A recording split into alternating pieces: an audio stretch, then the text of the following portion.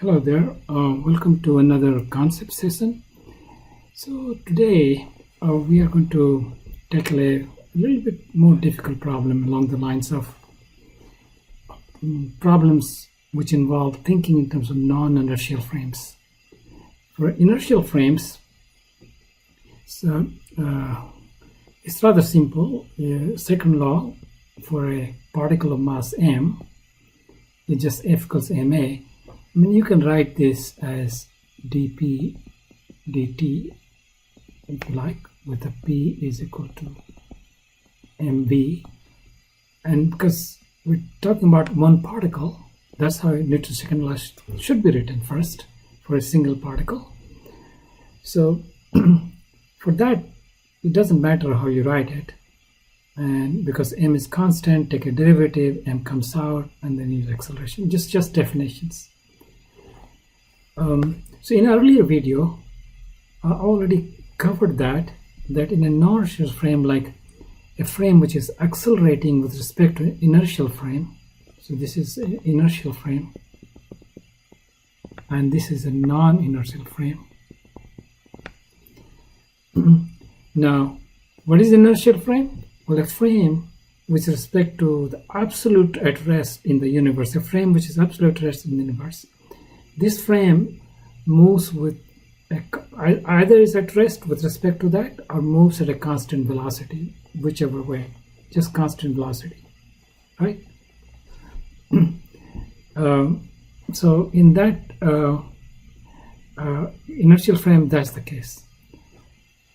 If a frame is accelerating with respect to any of the non-inertial frames, if accelerating with respect to the frame at rest, well, then it has some acceleration, but it has the same acceleration with respect to any other inertial frame. You can just do time derivative and you can figure that out.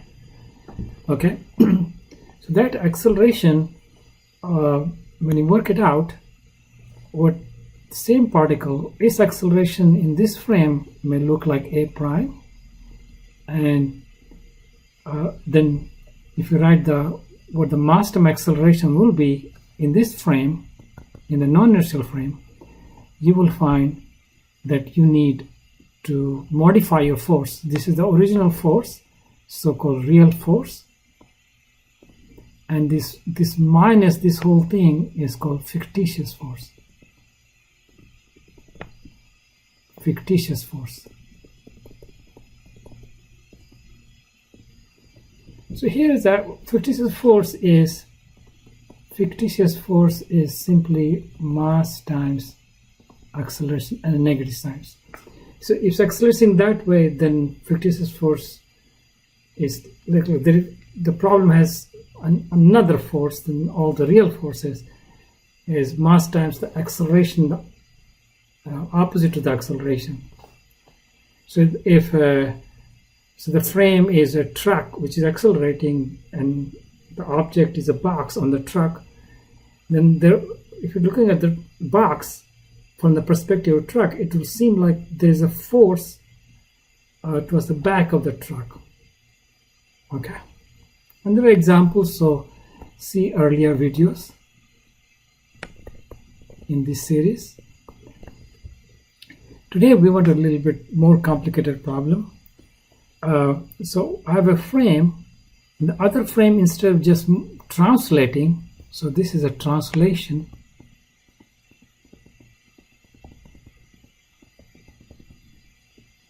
So this will be something that will be applicable to translating frame. Now, if something is just rotating, and of course if something is rotating and translating, you have to have both of these things, right? But something is just rotating, so we'll keep the origins of the two frames fixed, and we also keep one of the axes fixed for simplicity. Okay, when you do a calculation, suppose this frame is rotating with respect to the fixed frame, the inertial frame, so without the prime, and this is omega is the rate of rotation, angular velocity. So for instance, this frame, x prime, y prime, z prime frame, would have rotated with this in time delta t by this angle. Delta theta will be that much. Okay, so when you work it out, we'll work it out, the answer will look something like this. So in the inertial frame is the same thing as that, but in the rotating frame, of course, the acceleration will be this of this particle, but then you'll have all these other forces. So this whole thing is one fictitious force, this is another fictitious force. So this minus this thing, this is called Coriolis force.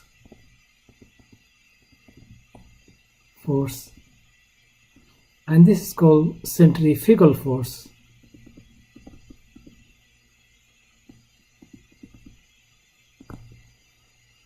Okay. And how do they arise? Well, we would be able to see it by the end of today's lecture. Okay. It's not surprising, right?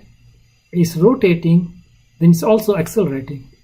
So you know from before that suppose a particle was just rotating and I was in this frame, and say this x, y was this, and the z was pointed out, and this particle is, say, rotating, then at a constant speed.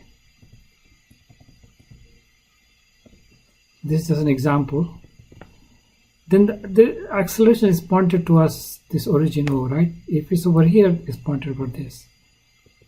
This acceleration is actually changing in direction all the time. It's pointed this way, pointed this way, over there.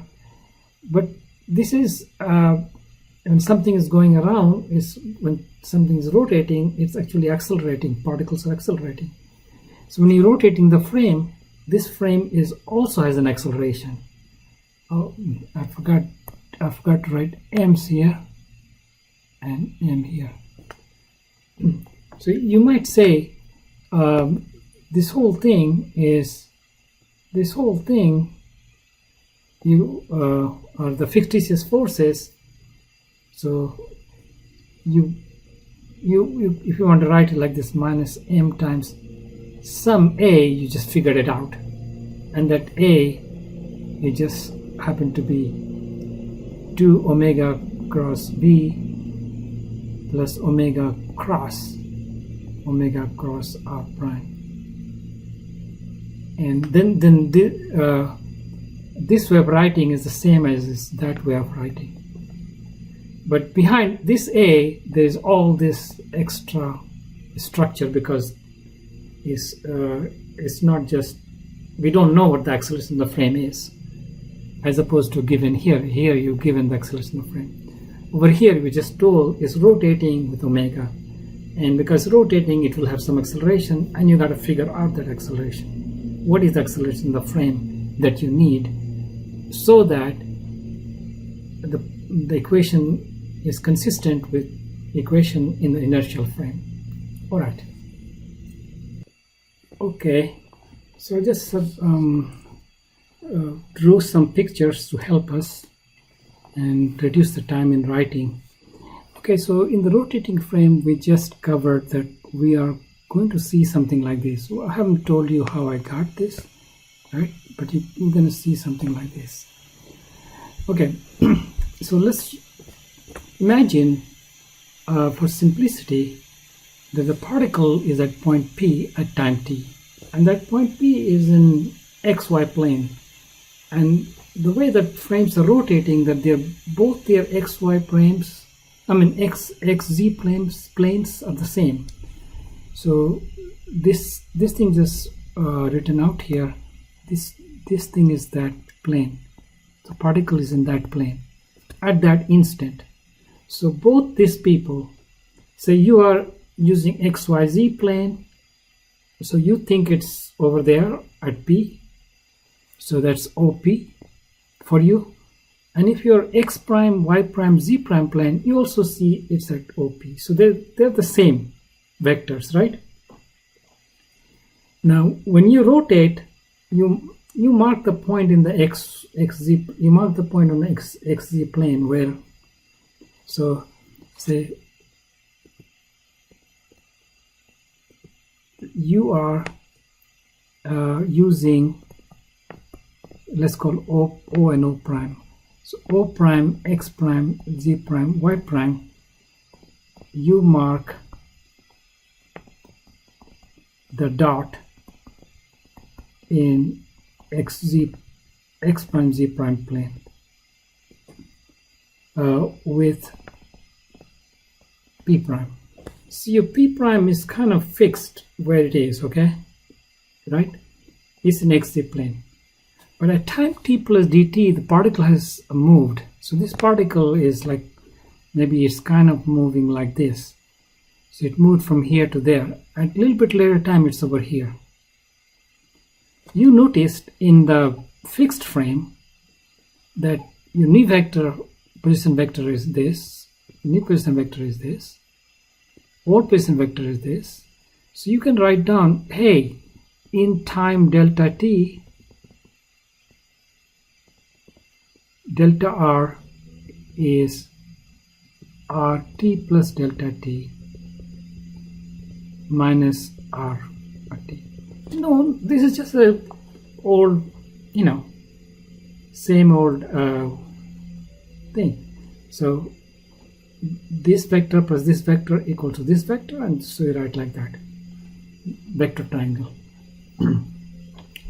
But you're using this frame, you're in the rotating frame. What you can notice that it hasn't moved P to Q, it moved P prime to Q. For this Q at time t plus delta t is the same in both frames. It's at the 2 at some point Q.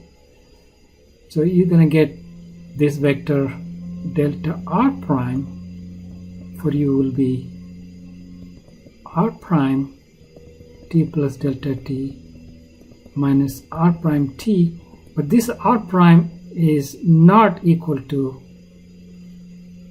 this r prime. So here it looks like r prime t is equal to r of t, but this r prime, I should say r prime hat, r prime, which is rotating away from the original place it used to be. But because I'm in the rotating frame, I remember it's in the X prime Z prime plane, but I'm not aware in this calculation that is moved away. I have to use where that point I marked was, and that point has actually moved with me, so it will be a little bit different. Okay, so if you look at what P to P prime is, well, how much distance I have to correct for between this and this. They're different, but how much different? Well, you just have to see that the vector actually,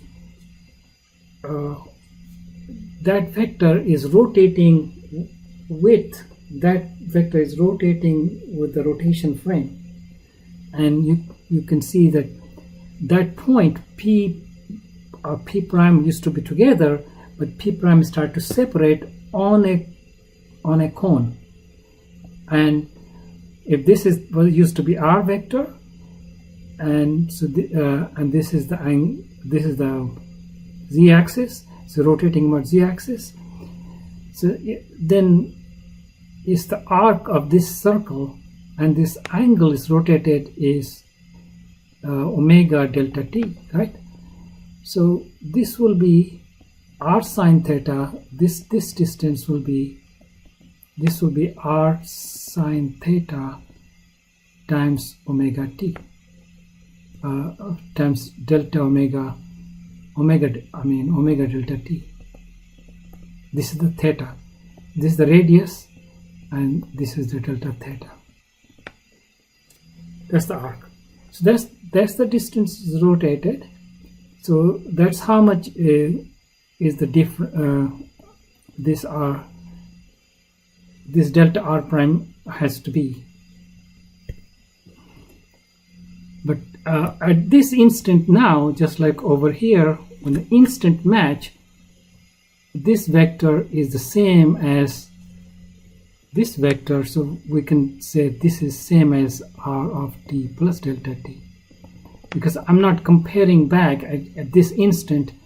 This at time is t plus delta t, so the position vector at any instant in the two frames will be the same, because I'm using the same O, and O prime is the same.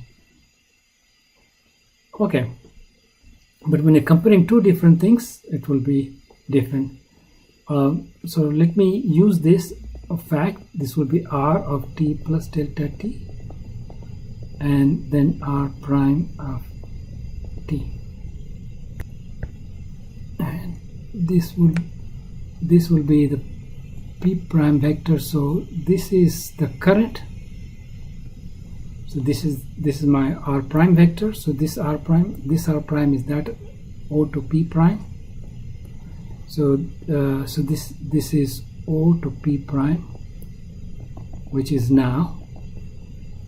So this will be r of t plus delta t minus r of t, this original r of t, plus p to p prime vector. So I need a vector. So I know the magnitude is this stuff. I need to write p to p prime as a vector. So if you look at, if you denote this as the omega vector, this is a rotation, of course, but if I think of this as a vector along the axis of rotation, so this is something I introduce, and it's very useful, handy thing. So this vector and this vector, if you cross product it, if you look at omega cross r, so you have this vector omega, and the r vector is that way.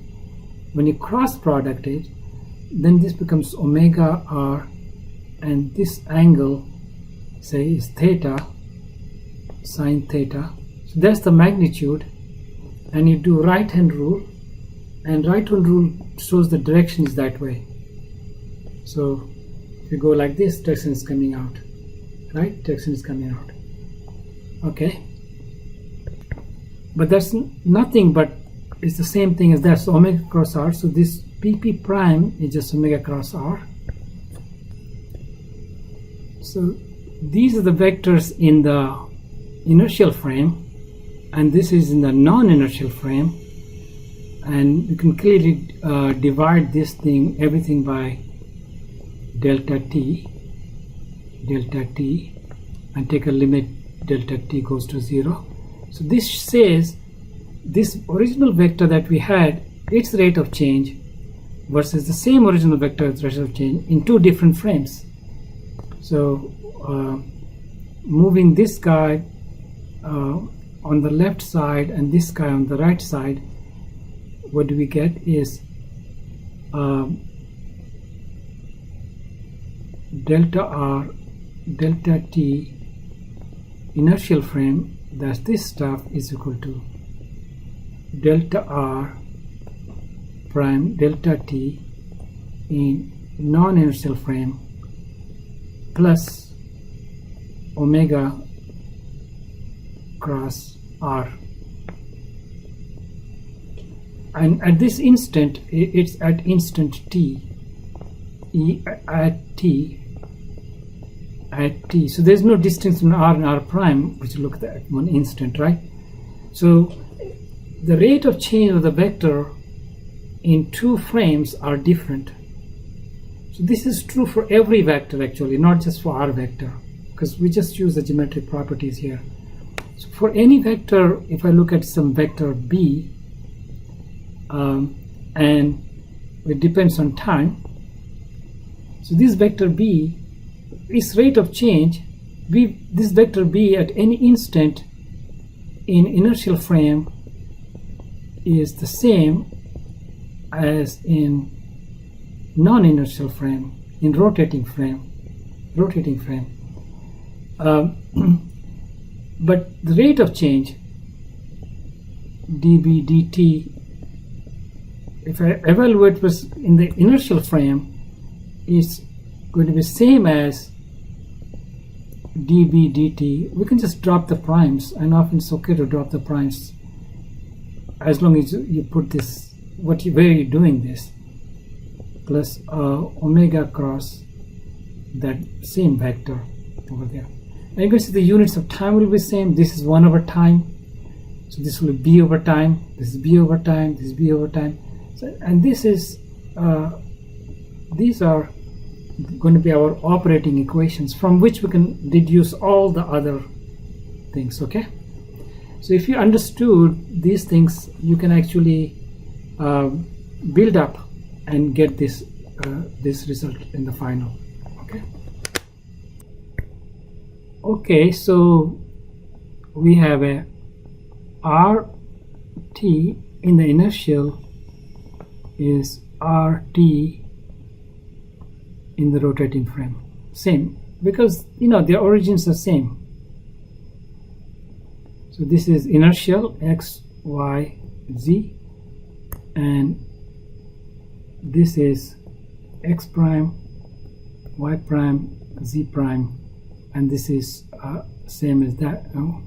This is omega delta t, and this going around at omega, and omega vector is that way. And if the particle is over here, then this vector from common O prime, that vector is r of t, and they're same vector, same direction at instant t. Then there no need to write more complicated for primes and things like that, right? Although we wrote primes here, we can just drop the primes as long everything is rotation frame. So you can do everything is in the rotation frame. Okay, and this being constant. All right, so take a time derivative of this vector dr dt. That's going to be velocity, inertial velocity will be, if I do an inertial, which we just found out from here, this will be dr dt in the rotating frame plus omega cross r, and so this is just equal to, this one is the velocity in the rotating frame. So velocity of this particle m at instant t in the rotating from with respect to the prime frame plus omega cross r. R is same as r prime. So if you wanted to write very verbose, you could write this as vt plus omega cross r prime. You could write like that, it will be fine. Okay, how about acceleration in the initial frame? That's the one that relates to the F equals ma, right? So that's equal to dv in, take this guy, take his time derivative, or inertial. Well, we have this formula, we can just plug in there. So going to be dv rot dt inertial plus d dt of omega cross r, and do it inertial. So these derivatives are inertial derivatives in the inertial reference frame. So we know derivative inertial frame get extra thing added when you relate to the rotating frame. So we want to write everything in the rotating frame over here. So this guy, let's work out that one first. So we see I'll get a same derivative in the of the same quantity but rotating frame, plus I've got an omega cross v rod. So you're going to get these two terms, right? And over here this is constant, so we can just kind of slide this omega cross. So this is same as before, so I get an omega cross. For this thing, I'm going to get dr dt in the rotating frame plus omega cross r. So that's this whole thing is going to turn out to be 2 terms, and this is nothing but v rod. So these 2 v rod add up. So I have this is just acceleration in the rotating frame plus 2 times omega cross v rod plus omega cross r. We need to keep a parenthesis because we need to do this omega cross before I do omega cross. Okay, so we have this, and then from there we can immediately get that. Okay, so for the inertial frame, for the inertial frame, the law is very clear. So we start with inertial frame law, F equals to mass times. This is very simple, straightforward, the same old law. Then we put this whole thing over there, m rotation frame plus m, all this fictitious thing from here to there in here. And now bring fictitious forces to the left. We will have F minus 2 omega cross v rod minus 2m, not 2m, m omega cross r equals m a rod. And so this will be the law. And of course this is more complicated, but once you have a problem to apply to, it's not that complicated to apply, and we can apply to a couple of problems now. Okay, so I hope you understood this, and I'm going to do some examples.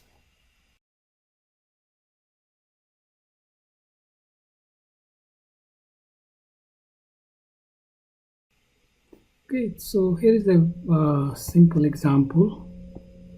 Not so simple, I guess, but it is an illustrative example. A bead is on a rod, and the rod is going around at constant omega, and this is a frictionless.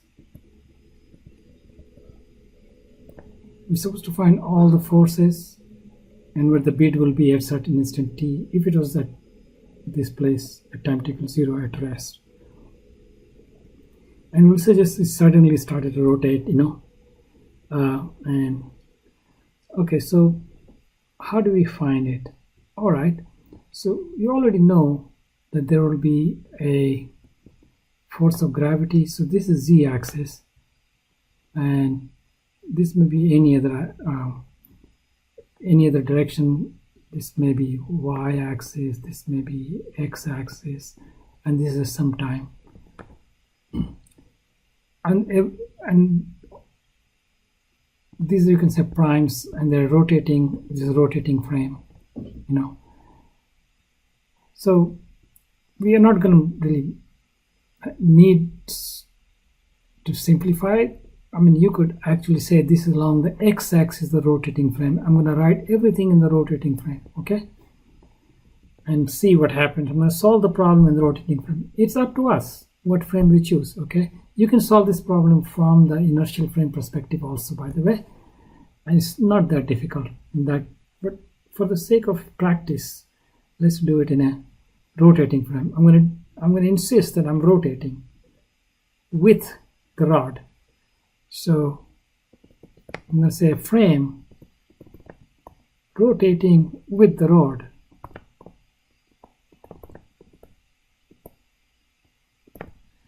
And I often, when I do that, I said, hey, why not just, the rod is straight forward, so why not I just say, this is my x-axis. I'm only gonna move along the x-axis. The bead is going to only move along the x-axis. It's not going anywhere, right? So when you look at R, what happened? When I look at R, at any instant t, I'm in this frame, and this x prime, which I can just drop that prime. I'm just going to drop the prime, and this is going to be just x of t, and that's my I hat, which is prime, same as I'm going to draw the prime I hat. Nothing else going to be. X can be, wherever. X can be on the rod. If the rod is finite, then it can only be up to whatever the ends of the rod are. Okay, so I have this, and so if I do the velocity, and which is same as rotating velocity, velocity in the rotating frame, so this just be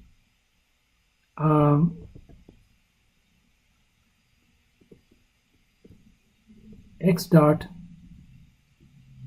or dx dt dot equals to d dt I hat, and the acceleration, this acceleration in the rotating frame will be another derivative of that. At any instant, it'll be x double dot I hat. But we'll have all of these other guys. The force will have mg. One of the normal will be from the bottom or support part, and this guy, you will see that. Let's look at the direction. So omega cross r.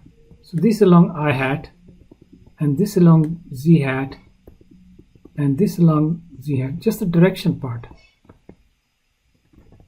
When you do this out, it's going to be minus plus j hat, and when you do this out, it's going to be minus I hat, and with this minus, so with this minus, it's going to be plus I hat. So it's going to be pointed towards that direction. So this whole thing is F centrifugal force. So F centrifugal force. Its magnitude will be omega square x, because R is just x. So omega square x. How about this, guys? Minus omega cross v, 2 omega cross v, m, minus 2m. Just direction part will be k hat. The v hat is just I hat. So it depends on sign of this, right? But I'm just going to look at the vector part, I hat. So k I hat is j hat with a minus, so minus j hat. So x is that way, y would be that way. Then this is the direction in which your Coriolis force is.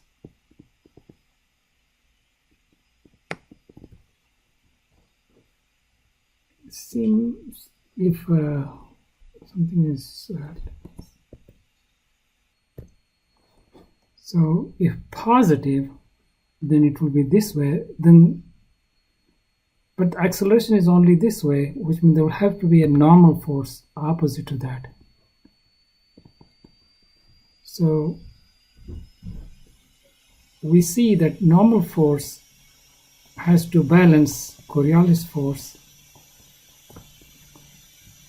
and this is positive of that, and magnitude of that has to equal to magnitude of that, and we see that n1 is equal to mg, because along the z-axis is along the y-axis, along the z-axis, but along the x-axis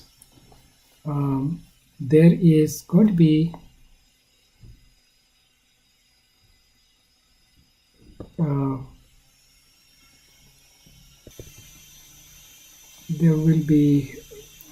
there's no x for forces, there's no x for that guy, so there's x only for that, and from there we have m omega square x equals to mx double dot. So this one we need to solve using the initial condition, right? So the m goes away, so the x equals to sum a e to the power of omega t plus sum b e to the power of minus omega t. Okay.